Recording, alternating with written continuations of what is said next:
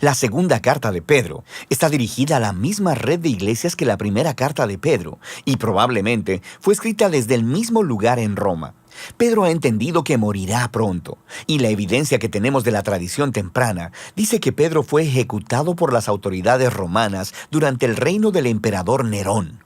Así que esta carta es como el discurso de despedida de Pedro.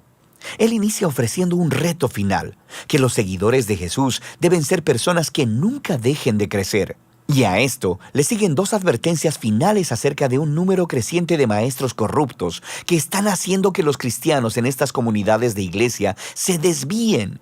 Primero, por su manera corrupta de vivir, y segundo, por su teología distorsionada.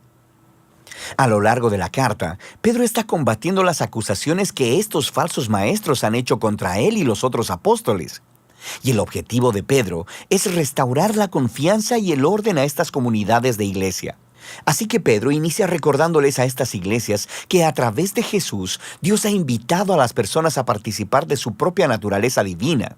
Esto es, a compartir el amor y la vida eterna de Dios. Esto es completamente asombroso y requiere una respuesta de por vida. Recibir este regalo significa un compromiso a desarrollar los mismos rasgos de carácter que distinguen a la propia naturaleza de Dios. Aquí, Pedro lista 7 rasgos que deben procurar, y el último abarca y corona todos los demás. Es el amor, el cual, de acuerdo a Jesús, significa dedicarte al bienestar de los demás, no importa cómo respondan o qué tan costoso sea. Amar, de acuerdo a Pedro, es compartir la misma vida de Dios.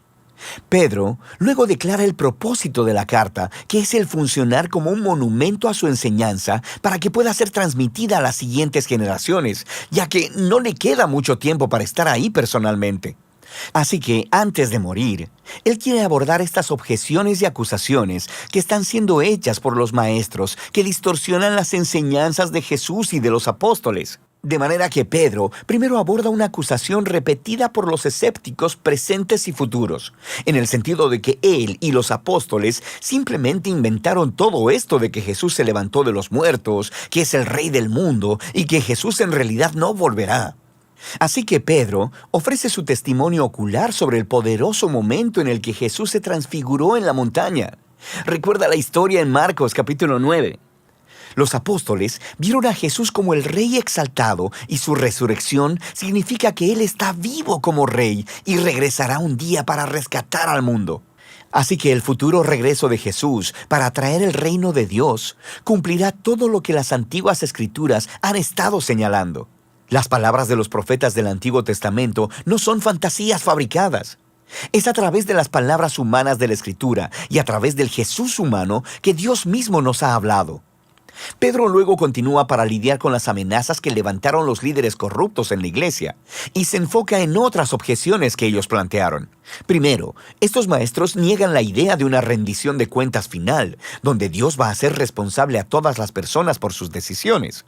Y esta negación, convenientemente, permite a los maestros ignorar la enseñanza de Jesús acerca del dinero y el sexo, porque están haciendo mucho dinero al enseñar en las iglesias, sin mencionar el hecho de que están teniendo sexo casual.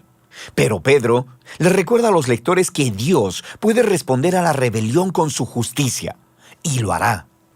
Él recuenta 3 ejemplos antiguos de cuando Dios hizo eso.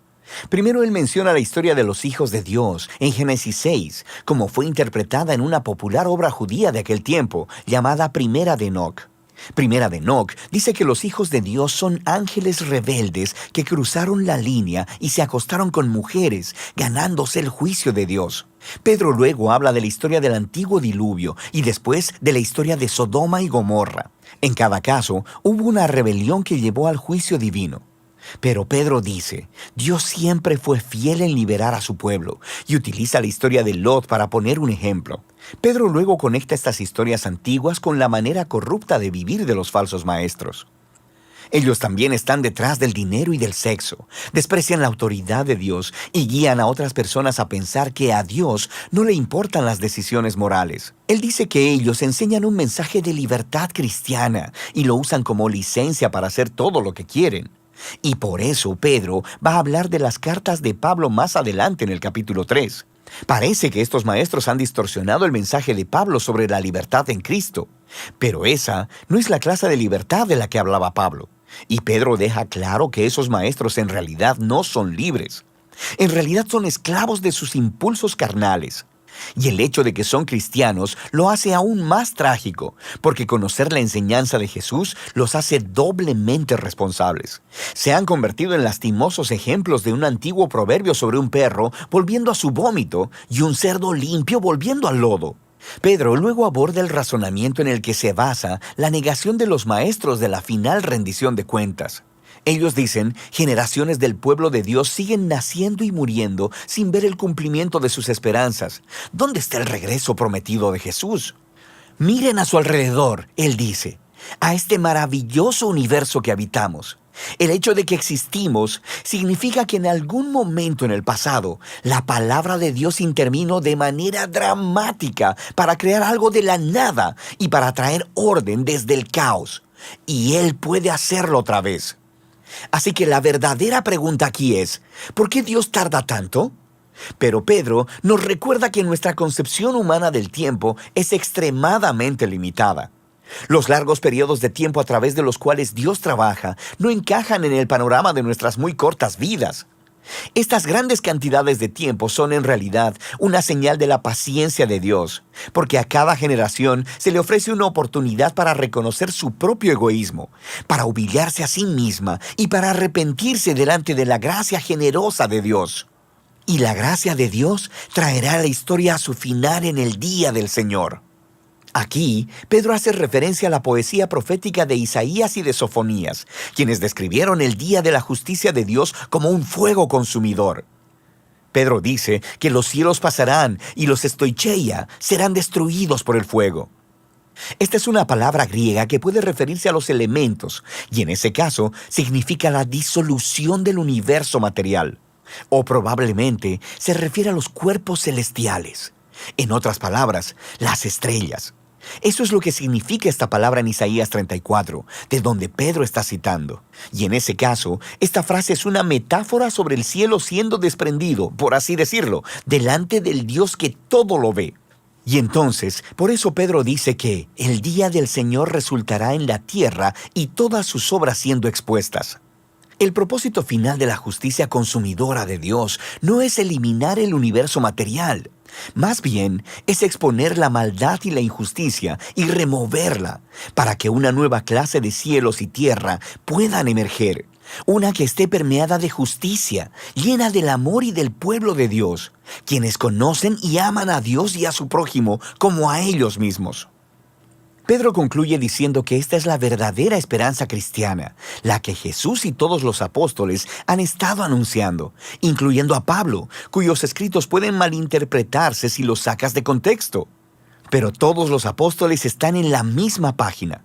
Y así, Pedro termina su discurso final a la iglesia. Ahora, el tono de segunda de Pedro se siente muy intenso. Pero su pasión viene de una firme convicción de que Dios ama a este mundo y está determinado a rescatarlo a través de Jesús. Así que esto significa que el amor de Dios debe confrontar y lidiar con el pecado y la injusticia que arruina su amado mundo. Y en el tiempo de Dios, Él lo hará, abriendo un nuevo futuro para la humanidad y para el universo mismo. De manera que segunda de Pedro tiene una visión amplia y expansiva de la esperanza para todo el mundo y nos reta a examinar nuestras vidas diarias. Y de eso se trata la segunda carta de Pedro.